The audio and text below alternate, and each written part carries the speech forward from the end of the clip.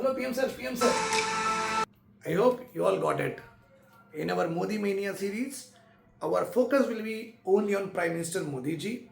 Wherever he visits, whatever the policy decision making he does, we will talk about it. That's all. Our complete focus, because whether it is politics, whether it is international relations, Modi ji, the Prime Minister of our country, is the center of attraction. With the help of this also we can cover our PSIR.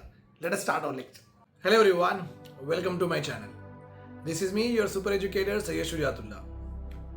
Today the moments that we are witnessing across the world, these moments and these events will determine and define India's foreign policy in a very credible manner. Because we are dealing with the situations with respect to constraints pushed by none other countries like superpowers. In this juncture, the thought process of India's foreign policy, the diplomats that who are relentlessly working in order to solve the pressing issues are very commendable. Now, if you talk about the number of countries which are a part of SCO, there are 10 member countries are there, some are observer states also. So we should be knowing the member countries for sure and the important observer state with regard to our examination. SCO, Shanghai Cooperation Organization, was first launched in the year 1996 with the founding members. Founding members are those members who are a part of dialogues, discussion, or let us launch this particular SCO, it will be better for us, like that. So when you are in that particular discussions, then you become a founding member. So India is not a founding member of SCO. This point you have to remember. India is just a member in it later on. So in 1996, SCO came into being with the countries like Russia, China, Kazakhstan, Kyrgyzstan, Tajikistan. Then in the year 2001, Uzbekistan joined and formally launched SCO. Then next come in the year 2017, India and Pakistan became a member state. 2023, Iran has been given full membership. 2024, the latest country that has been added here is Belarus. Formalities are not yet done, but it has been completely approved as a member state at this point of time. So these are all the member nations of SCO and observer state given in the picture also, you can see it. Now if you talk about the political thinkers who actually aligns with the strategy of India's foreign policy, idea of India's foreign policy, the most important and the most inspiring to me was given by Miss Nirupama Rao. She was an Indian diplomat and she said that India is a liminal power. It means India is a neither isolated country nor a completely aligned country. We just try to navigate ambiguity in order to protect our strategic autonomy. That is what she said. She said India is a liminal power, which is nothing but neither isolated nor aligned completely with any of the poles. We generally navigate our ambiguity, which is nothing but more than one predictions, more than one interpretations of our foreign policy could be perceived by anyone. Okay, so we navigate ambiguity in order to preserve our strategic autonomy. But before going back into what I like, I would like to tell you about the foundations for non-alignment or to the multipolarity was led by the first Prime Minister of our country, Jawaharlal Nehru. He laid the foundations. Not only that, in the ancient history, if you talk about Kautilya's Arthashastra, Kautilya's Arthashastra has also talked about strategic realism. Realism, the word, just imagine, understand in such a way that what is the reality at this point of time, that kind of interest or that kind of relations only we will forge.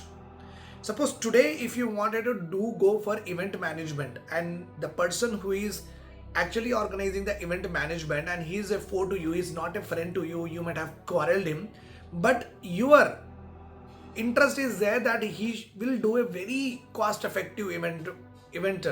Then what do? You have to go with him, you have to work with him, right or wrong? Yes. So India is also same, and Kautilya's Arthashastra also says the same, that strategic realism means what is there of the India's reality, that India needs to import oil means India needs to import oil. Okay, then it could be from Iran, or it could be from Russia, it could be from Ukraine. We cannot let our industrialization to go backward. We cannot let our transportation to get hurt, right? So Kautilya's Arthashastra also promoted strategic realism, which is also one of the foundation of what? Multipolarity. And if you talk about M.N. Roy, he was a radical in his ideology of radical humanism. He thought about global cooperation is good, but we should not be politically rigid. Okay, ideologically we should not be rigid. Means you should align only with this country, with this communist ideology. No. We should align only with this capitalistic ideology. No. Only democratic ideology. No. So M.N. Roy, he clearly said that global cooperation with ideological rigidity should not be there. Okay. Then we have Subhash Chandra Bose. Subhash Chandra Bose during the World War II has sided with Axis power, which was not the power led by USA at that time. Axis powers has Germany, and Germany and USA are the main important imperial powers at that time who are fighting. So we aligning with the Germany, not aligning with the US, also says our historical importance of what? Non-alignment and multipolarity. I hope this is also clear to you. And if we talk about foreign author, Hedley Bull is there who supported multipolarity. We have Hans Morgenthau, he supported just like what Kautilya supported, radical realism, strategic realism. So Hans Hemmerthau also supported realism just like Kautilya's Arthashastra. So with what political thinkers actually align with our ideology of foreign policy at this point of. Now let us talk about importance of this bloc SCO. The first point here is the SCO represent 40% of world population. Second point here is 30% of world GDP. Third point here is it is seen as a counterbalance to US-led NATO. Like we also have a black just like you. It's seen as a counterbalance to US-led NATO with regard to US-led NATO's present in what? Asia's region. The fourth one here is this SCO promotes the organizations and the countries which are a part of this SCO believes in the ideology and promotes the ideology of multipolarity. That has been made very, very clear. The inclusion of Belarus, the inclusion of India, Pakistan, inclusion of Iran and all these Central Asian countries with China and Russia, all of these countries are saying that, okay sir, we are okay with what you're doing, we will trade with you also, but don't let us dictate the terms that we should not be having our own bloc, right? So it also promotes what? Multipolarity. These are the most important ingredients with regard to SCO. Now if we talk about the who makes the decisions with regard to SCO, thus a supreme body, decision making body has been created. That body is called as Council of Heads, and it meets once a year and its hosting is basically rotated. It is having rotating presidency. Like if you are 5 members, this year I did it, next year you will do it, next year somebody else will do it. It will rotate among the members only. Okay. So, and more important thing here is whatever the decisions are taken, whether they are binding or not. So the decisions are not binding on any of the nations. This is very important. It is an intergovernmental bloc also. It means what? It does not have any sanctions with regard to United Nations. United Nations approvals, United Nations, any kind of things has been not been formally approved for this. So it is intergovernmental informal organization made among the Asian and Central Asian countries. Okay. But I really feel that why not to include some of the Southeast Asian and down the South countries and also take some of them from the Africa. So it becomes a very good triad also. I really believe that it should happen because this part we have covered a little bit down here and a little bit here. So a good economic trade and political influence we can have by forging. Because when the smaller countries are sitting on a global stage, they will also get visibility. They will also get a lot of like perks and privileges with regard to like एक अमीर के साथ थोड़े छोटे कम पैसे वाले अगर बैठते हैं तो obviously उन्हें gifts, donations ये सब भी मिल जाता है. But मिलना बहुत ज़रूरी है ना. It is very important. पहले मिलो. So when you meet and when you discuss, and they will like to help you out in many ways with regard to technology or investment or the donations or construction of any of their infrastructure. So I really believe that this trend should go on, and that's how we can have the lot of influence even the southern Antarctic region also, right? Okay, let us now. So this is the most important area that UPSC like to ask the question with respect to mains examination. So make sure that this area you should take down in your notes and do the subheadings of it and keep it aside in the examination of 2026. Let us update and let us write the answer for it. So when you're writing the answer, make sure that you're writing the introduction in the form of the full form of SCO. SCO stands for when it was launched, when India became a member of it, what are its objectives. In 4 to 5 lines, you finish off your introduction.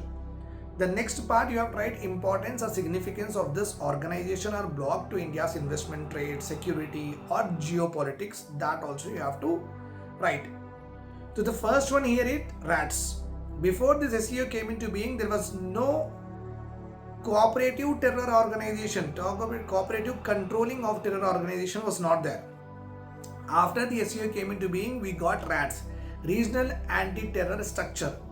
It fights on 3 fronts. One is terrorism, another one is separatism, third one is religion extremism, which is very, very dominant in our Asian countries, especially in Pakistan, Bangladesh, Afghanistan, and you also have Uyghur Muslims there, Rohingya. All these are a part of what? Okay, religion extremism belt. Okay, so what do we do in RATS? Basically, we try to make sure that Pakistan is held always on the collar with regard to any of the bombings in India or any part of this region. Why? Because Pakistan sponsors and harbors a terrorist activity that we have already seen. The finding of Osama bin Laden in Pakistan is a message that they are very well funded, very well clear with regard to how the thing should function with, when it comes to terrorist and terror organization. So RATS work on 3 fronts. In this particular RATS, India will generally have security drills with many other countries, making sure that Pakistan is always kept on hold with regard to its motives. So recently, Arya Sarkya, it's a anti-terror exercise being done by India and Afghanistan. Okay, so I have told the reverse, Arka Sarya. Okay, it's an anti-terror exercise being done in India with India and Kazakhstan in 2019. In the same way, India also hosted seminar on security cyberspace in 2021. So basically, with regard to RATS, lot of drills, security drills, and lot of summits with regard to new cybersecurity threats, all that will be discussed. That is the first one.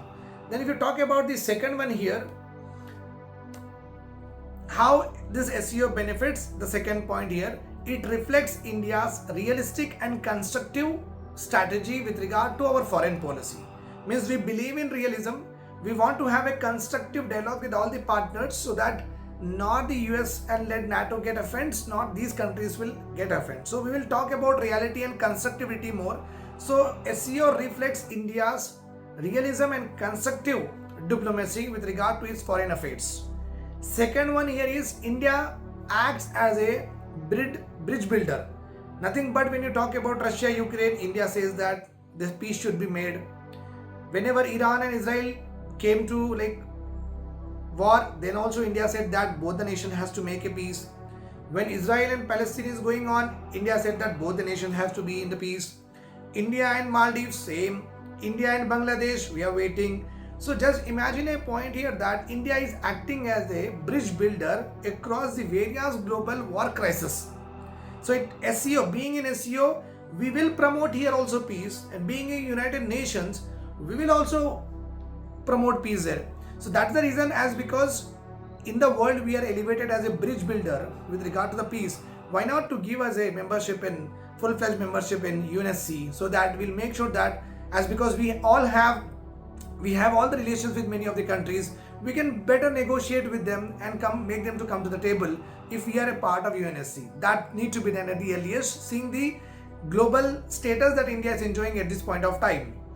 And third one here is it reinforces, it says to the world that India believes in multi-alignment strategy with regard to even Eurasia.